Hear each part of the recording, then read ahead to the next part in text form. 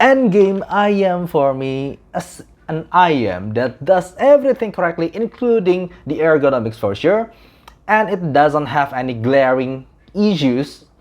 And if I need to upgrade from it, I need to maybe double or even triple my budget. So hello and welcome to Aftersound Review, and this is my review for the Aful Performer 5 at $220 that are using one dynamic driver and 4 balance armature. I consider this to be an affordable in-game IM. So just like usual, I will break down this review from the build, fit, frequency, response, sound, and comparison.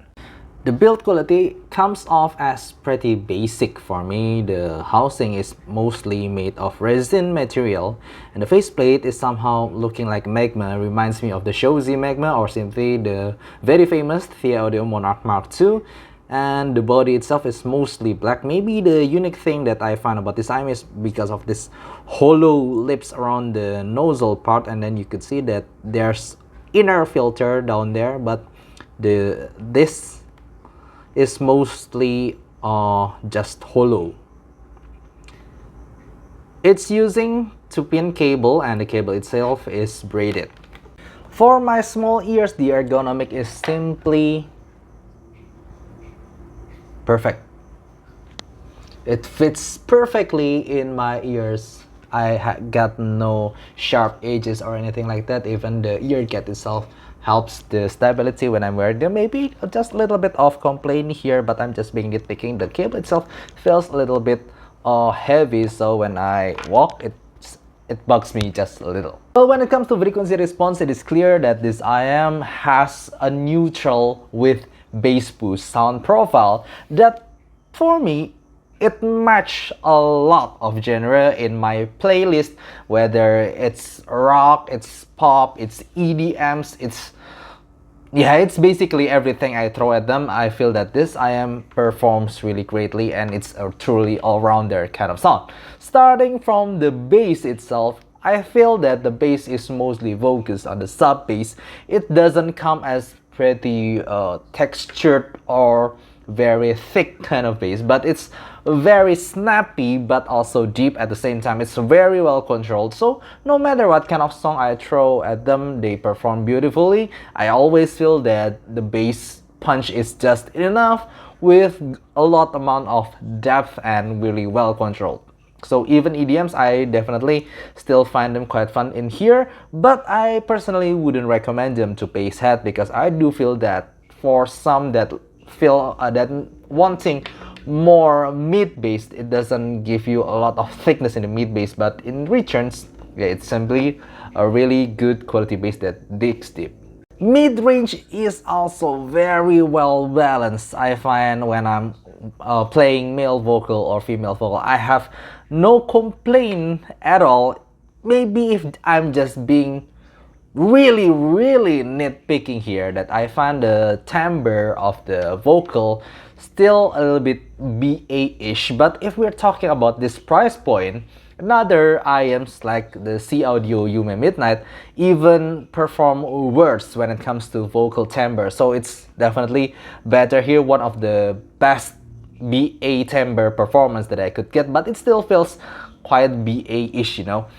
Other than that, I feel that it's clear, it's very well balanced when I'm hearing piano or guitar or male vocal, female vocal.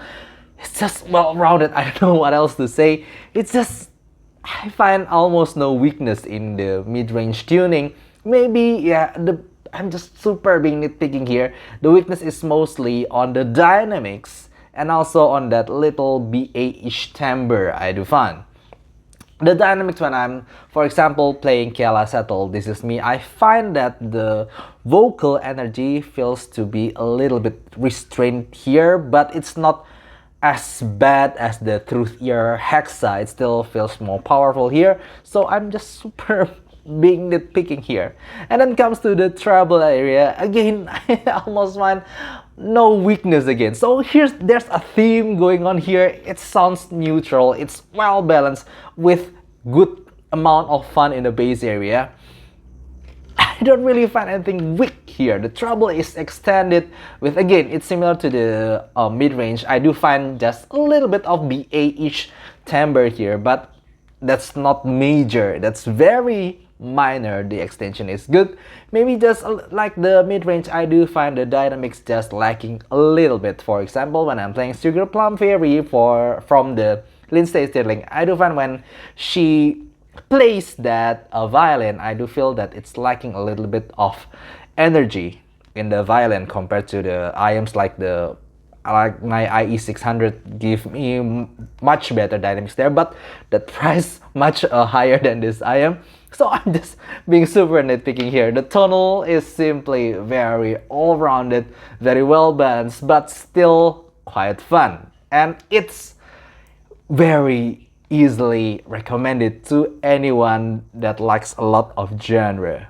Okay, here comes the technical part that I find this IM to be good, but not the best. In terms of tonal, I find that this is simply the most well-rounded IM, even compared to the planers like the Timeless or the Shuoer S12 or even Rapgo Hook X. I do find this IM to be more well-rounded, but in terms of technical, it's not class leading. It is simply because there are planers IM. If I need to compare them with its hybrid driver competitors like the C Audio Yume Midnight, I do find that this IM is still better, but not marginally better. But compared to the planers like the Timeless or Shuoer S12 that I still have, I feel that the planers IM, the good planers IM, not every planers, has better resolution and better note definition compared to this Aful Performer 5. But I do still find that it has good layers and good separation when I'm hearing a crowded music, but it's just that resolution and note definition is still better on the planar IMs. And also one thing that I find to be lacking in this IM is the soundstage. It feels, even though the imaging, separation and layers, it's still good in this IM, but I do feel that the soundstage is a little bit cramped. I mean, comparing them with my Shuoer S12, it is clear that Shuoer S12 has better, better wall. It's more farther, the wall is farther when I'm imagining where the sound is coming from, while the Aful Performer is just much closer. But nevertheless, I do still feel that it has good separation and imaging, but it's just that it feels close. For some people, it might comes off as a weakness. So again, in terms of comparison, there's not a lot of competitors compared to the Aful Performer. In terms of hybrid IM worlds, I still find that the Aful Performer around the $220 price point is just simply the best. But compares them with the planers, I have tell you before the technical, it's different of them. Now compared with the Timeless for me, yeah, the ergonomics is definitely worse. But in terms of sound performance, I do find that the Timeless is just a little bit has better resolution overall compared to this Aful Performer. But that being said, the Timeless sounds more V-shaped and uncontrolled. I do find that sometimes I do feel that the Timeless is a little bit bloated in the mid bass, but not every time. I mean, compared to the Aful Performer has better sub bass depth and sub bass control. And also the treble is, again, it's more splashy and a bit metallic on the Timeless, while this Aful Performer never do that. So even though I say that the resolution is better on the Timeless, I do find that the Aful Performer is the more well-rounded and more totally correct sounding of the two. And compared to my personal favorite planar, the Shuoer S12, it is clear that the Shuoer S12 has much more upper mid-range to treble energy that makes them sounds more V-shaped and more exciting in some kinds of way. Also has better dynamics, but it's just lacking the balancedness. Is that the word, balancedness? Yeah, it's just not as balanced sounding as this Aful Performer 5. The Shuoer S12 is significantly sound more V-shaped, even though it has better soundstage and also better imaging. But again, I do still find that the Aful Performer is the much easier to recommend. Some people find the Shuoer S12 to be on the spicy side, but I definitely feel that it is much more tamer in the Aful Performer 5, and again, it's much more well-rounded. Maybe I couldn't recommend this if you are a hardcore bass head, or maybe hardcore treble head, or maybe hardcore single dynamic driver person like me. I do find that I have to say that if you ask me, I'm a single driver person, so for my subjective uh, preference, I do find that I enjoy Shuoer S12 a little bit more.